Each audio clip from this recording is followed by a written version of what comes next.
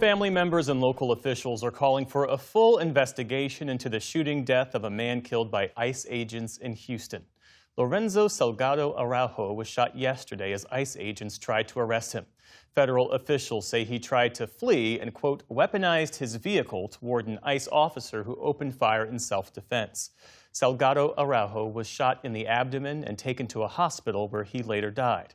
ICE says he was a Mexican national living in the U.S. without legal status. His family and immigration advocates are questioning the official account, saying ICE has yet to provide evidence to support their claims. One of his sons spoke at a news conference today. I am calling for a full investigation into the events that transpired yesterday, July 7th. He did not deserve to die.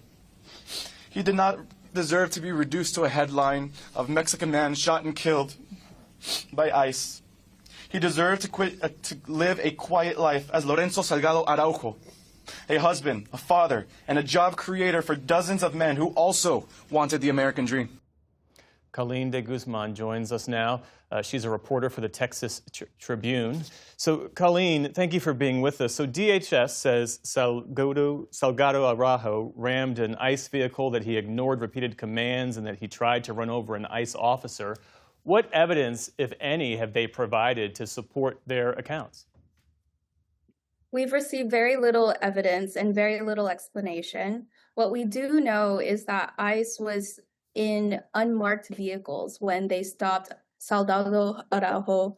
And what we heard from today from the son, Ronaldo, is that he believed that his dad would not have tried to flee from ICE, let alone run over an agent with his vehicle. The vehicles that ICE were using were unmarked, which is the reason why his son, Ronaldo, believes that his dad did not know that he was being pulled over by ICE.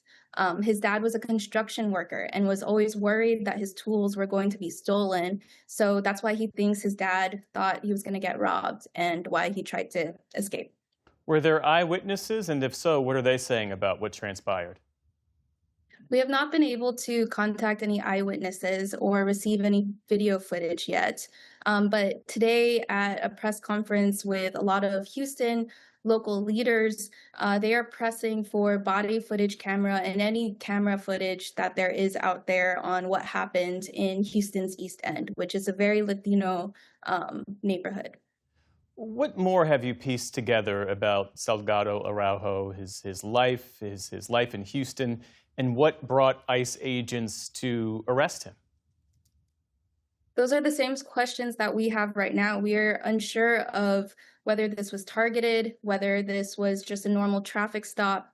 I was at that intersection yesterday, and there was a lot of construction in that area. And so we're wondering if this was targeted or if this was random.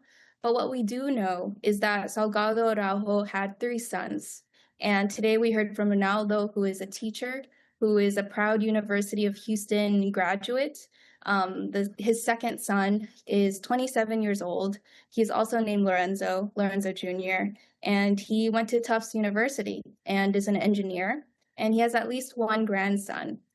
He moved to Houston 35 years ago and has built a construction company here in Houston, and he's very proud of it. He builds homes in North Houston. And he, according to his son, was a very simple man who had a routine in the morning to get up really early. He would pet the dog goodbye and kiss his wife, who was his high school sweetheart, goodbye before work. And every day when the day ended, he would sit by his porch outside to soak up the sunset. He was a very simple man with a very strict routine. So that's what we know about him. The president of Mexico, Claudia Sheinbaum, says that that country is pursuing legal measures. It's not clear what that exactly means.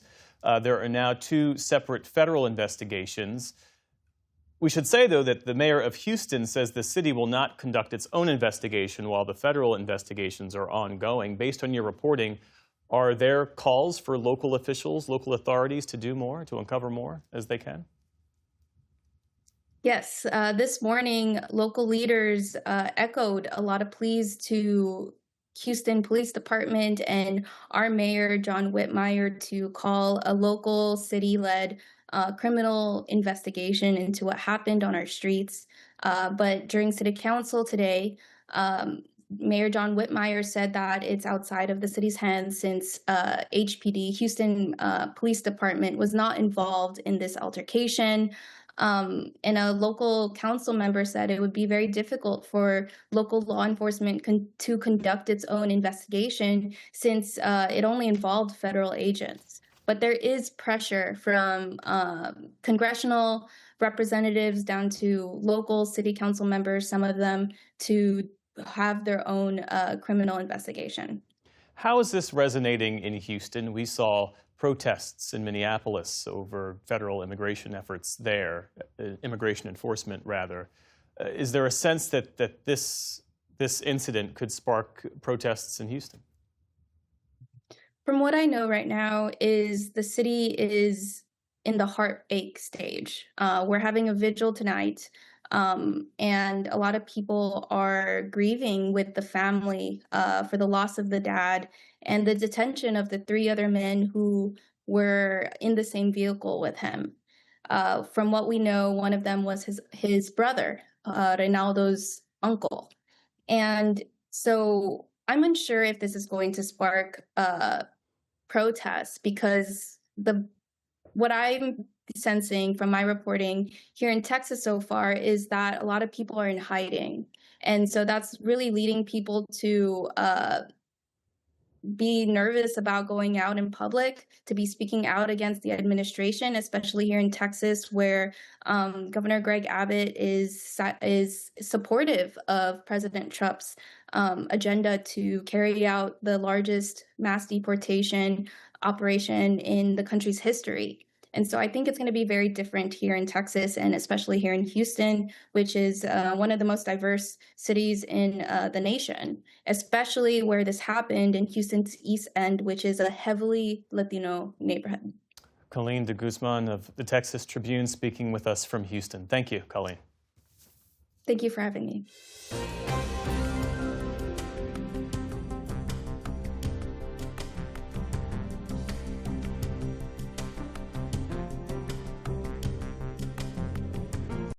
Support journalism you trust. Support PBS News.